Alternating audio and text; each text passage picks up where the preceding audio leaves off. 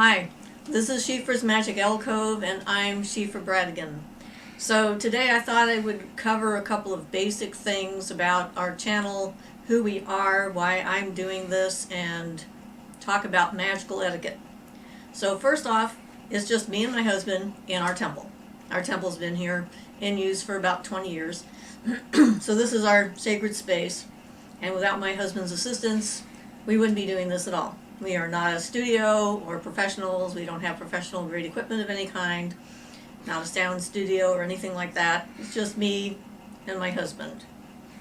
So if you hear any weird noises in this room, it's just us. For one reason or another, we're, biological and we make noise.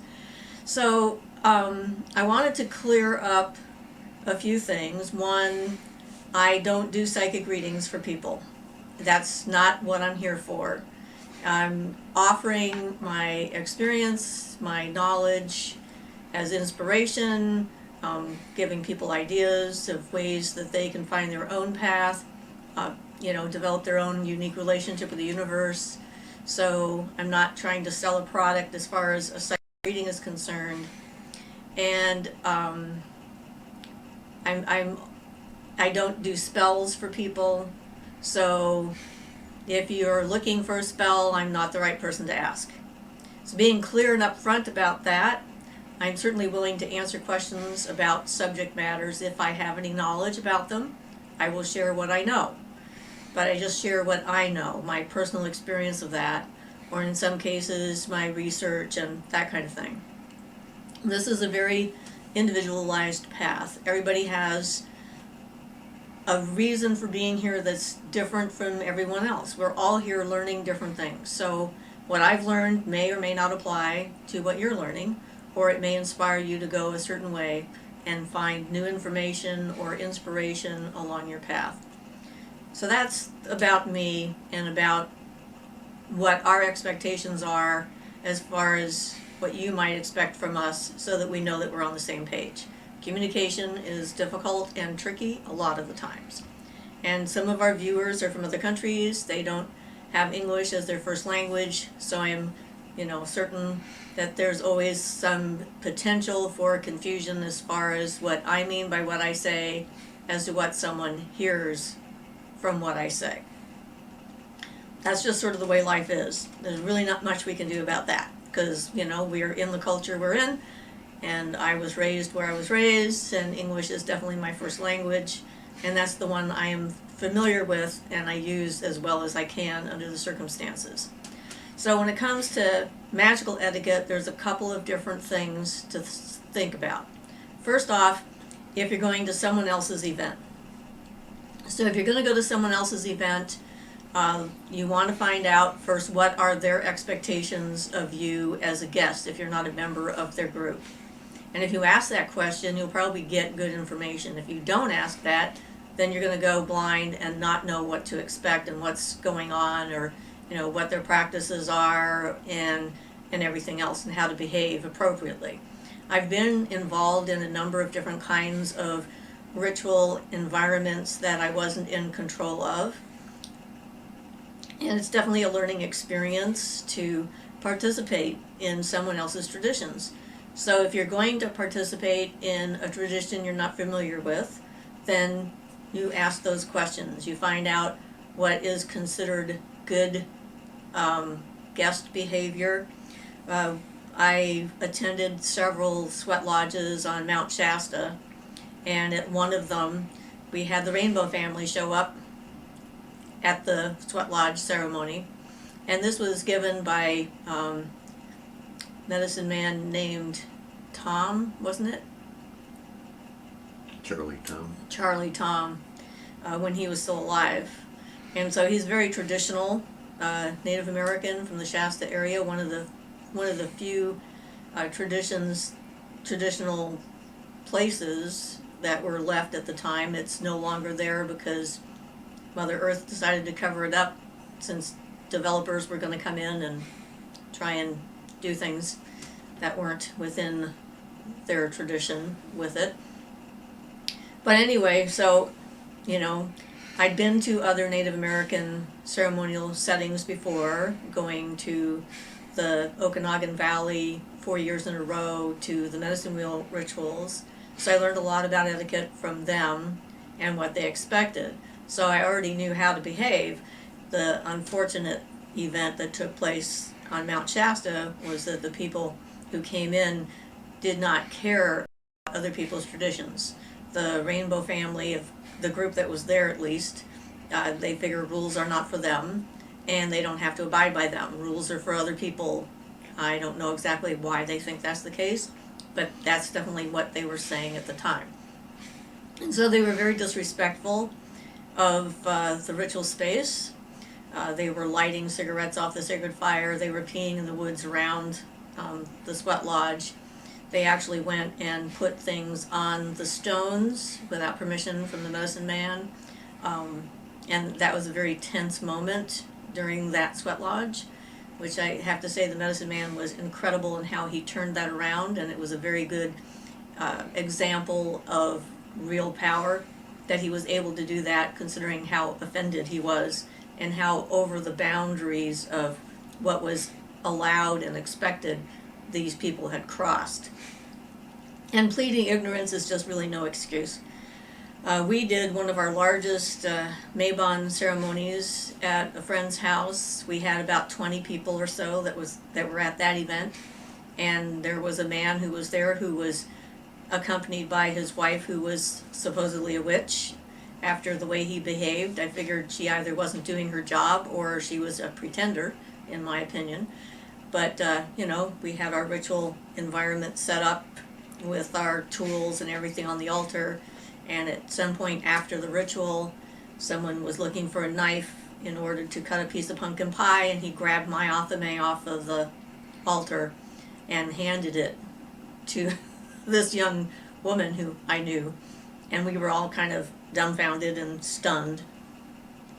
Now, there can be a place for contrarianism or for challenging the norm, but when you're going to someone else's event at someone else's place and participating in their ritual that they've worked really hard in order to make it as friendly and inviting and welcoming as possible, knowing basic etiquette like don't touch the tools on the altar is rather important. And that's one of those things. It's like you see memes about it all the time, things not to do in a witch's house. Don't pick up all of her rocks and say, why do you have all these rocks? This is not appropriate because of the way we look at items that we're using. They become sacred to us. They're tools that we're using. They're things that become close to our hearts and important to our work and so forth, and having someone else just cavalierly contaminate the living daylights out of them is like annoying at the least.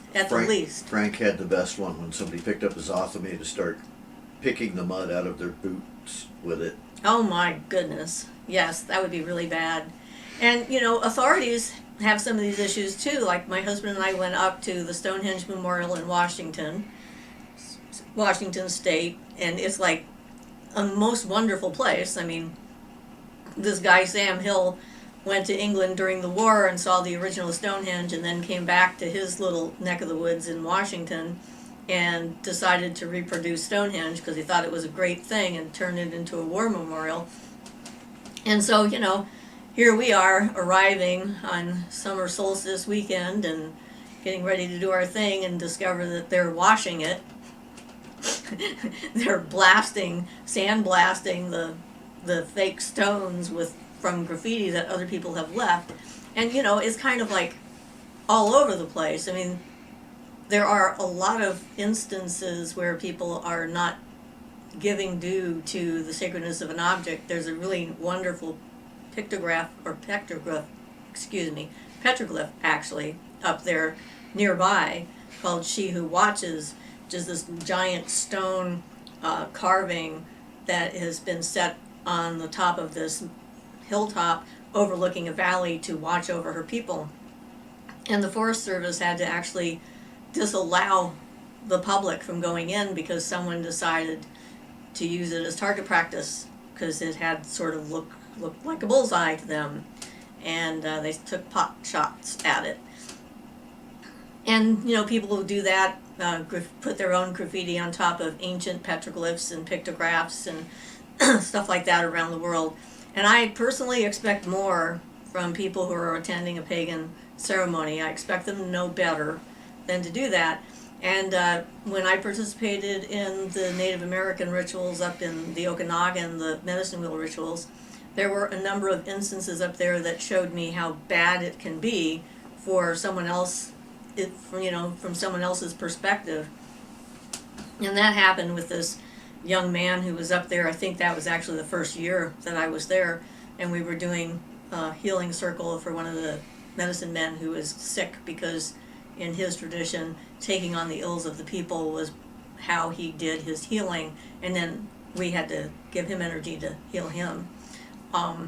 And I talked about that briefly before, because that had to do with what direction energy is flowing, where we were, going clockwise in the beginning and building energy up, and then this guy just interrupted everybody and said, hey, some people do this differently in other places, so why are we doing it this way? And then we reversed our direction and had to undo everything we had done before we could start building energy back up again. But that was incredibly rude of this man to do that, and the Native Americans, at least there, were not willing to confront him with his rudeness. But I certainly witnessed it as a person and saw that it was a bad way to behave. And then he continued along those lines throughout the weekend that I was there. He went into a sweat lodge and started arguing with the sweat leader about how this was supposed to be done and why they were doing it this way. And it's like, I don't know why he was there. He wasn't there to learn. He wasn't there to experience what they had to offer. He was there to critique, and it only can come from a place of huge ego, as far as I can tell, that that's what he was there for. So when we approach somebody who's of a different tradition, being quiet, respectful, and asking the right questions is the only way to be. Like when I talked about going to that ceremony where the goddess Oya decided to take me for a ride, I was told by the people who were taking me there how I needed to behave and, what to expect and what I needed to wear, and I did that because I'm participating in someone else's traditions. And you're not going to learn anything from your experience if you're blocking it with your own expectations and definitions and all the other things that go along with that. So that's part of it, is like, being respectful of other people's space, other people's stuff, not picking things up without permission. And when someone says no, don't feel rejected. I had one of the guys at one of the prisons, when I was doing a circle there, wanted to know if he could pick up my wand, and I took a look at his energy field and I said, no, you cannot pick up my wand, because it would have damaged his energy field. He wasn't ready for the intensity that would have caused him, and I didn't want to cause him harm. And he might have taken it personally, but that would be his problem. I'm just trying to do my best to take care of the people that are around me. So that's part of it. The other thing is there's I'm an elder in our community because I've been at this for a long time. I'm a crone because of my age. So I have a wide range of experience and expertise in a lot of things. And if you're going to approach someone like me anywhere, it doesn't matter what culture they're in or whatever, I think that these rules apply across the board. First thing is try to do your best not to ask a really stupid question. There is a truth to the fact that no questions are stupid. However, some questions are a waste of time if you're asking a basic question of someone who has a lot of experience. And if you haven't done any research of your own in order to find out the answer. Because these things are out there, a lot of the basic stuff is out there. And then, after you've done your research and you've looked into it and tried to figure out what's going on, and you still have questions or you want to have clarification on something, then that's an okay time to try to contact somebody like me or any of the other people that are out there. And that brings me to why I'm doing this as well. More elucidation. My words are not coming. On my purpose or what I think this is for. It's like, I'm not doing this to try and make a bunch of money. I'm not doing this to get a bunch of praise, although certainly encouragement encourages me to continue, because if I have something worthwhile to offer, then I'm going to be encouraged to continue to offer that. So, not that I don't appreciate being, positive comments and stuff like that, but some people do this for so many different reasons. I mean, the ego gets involved in a lot of this kind of stuff.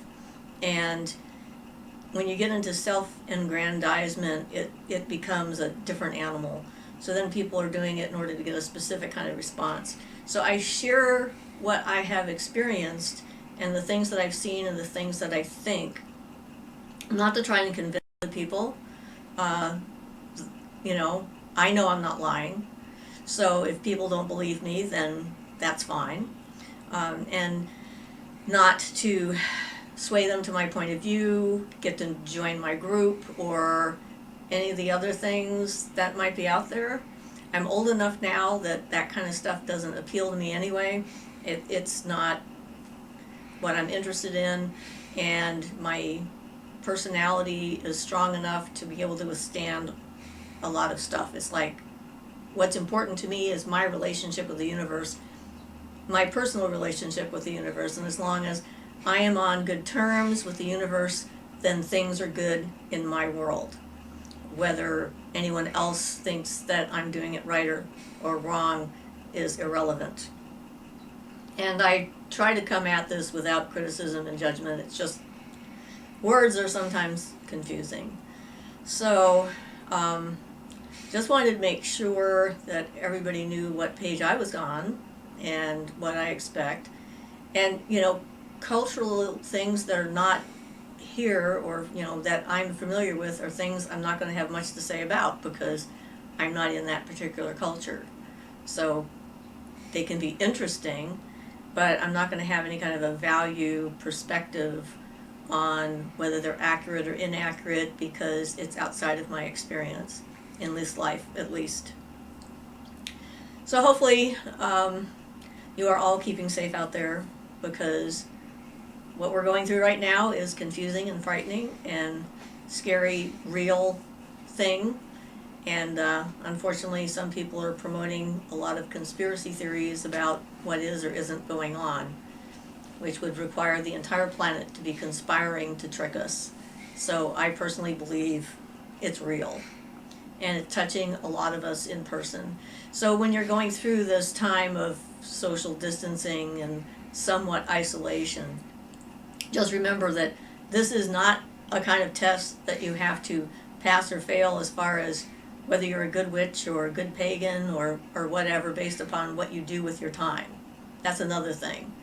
If you're not feeling inspired to do magic, that's okay. It's like there's not a grade system here that says that you have to be like meditating all the time, doing magic all the time, or doing projects all the time, or getting somewhere all the time. Life is a series of waves, just like tides and just like the moon, and phases and stuff like that. It comes and it goes. So whatever you need to do, whether it's communicating with friends or being by yourself, do that. And be kind to yourself. Don't know why that made me cry. Anyway, so there you go. And this is Siofra's Magic Alcove. And I'm Siofra Bradigan. Please stay healthy.